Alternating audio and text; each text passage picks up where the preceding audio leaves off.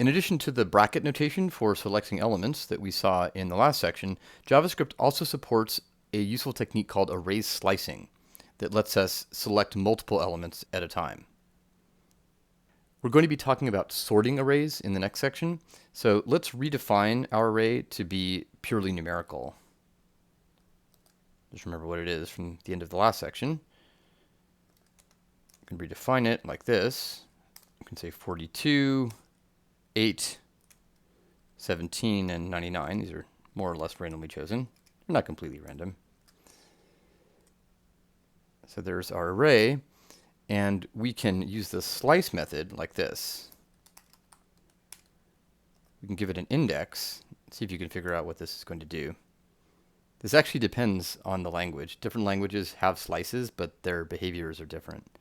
In JavaScript, a.slice of 1, you can see what it does is it goes to index 1, which is 8, and then just selects the rest of the array. We can also slice from one index to the next, like this. A.slice 1, comma 3. See if you can guess. It's going to go 1, 2, right? This is 0, 1, 2. Is it going to pick off the 99 or not? It does not. So the way that JavaScript does this is it goes from the first index that's listed, so 1 in this case, and then stops at index 3 without selecting it. So if we wanted to get all of them, we could do like this. In fact, let's see what happens if we just go crazy. Yeah, so this actually selects all the way up to 40, even though it doesn't exist. And in fact, 4 doesn't exist either. It's just 0, 1, 2, 3. And of course, if you want to ensure that you select to the end, you can do what we did here and just give it one argument. One common task with arrays is selecting the final element.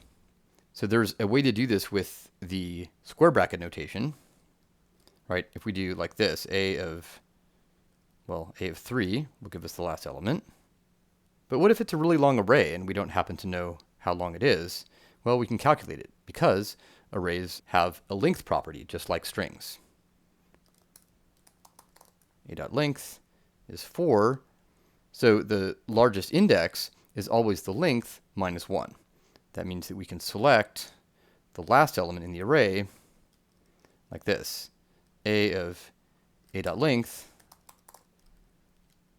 minus 1.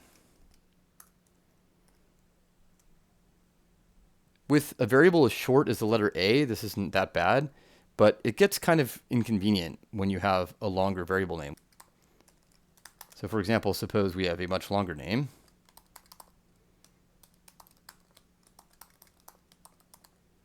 We'll just assign it to a for convenience.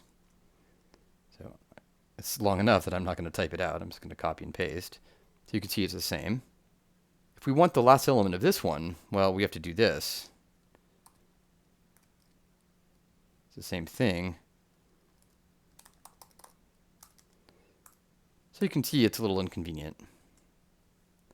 There's a convenient way to do this with array slicing, though. Remember, array.slice of an index selects from that index to the end.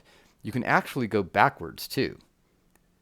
So check this out. You can do slice -1. So this slices from the end and selects the last element.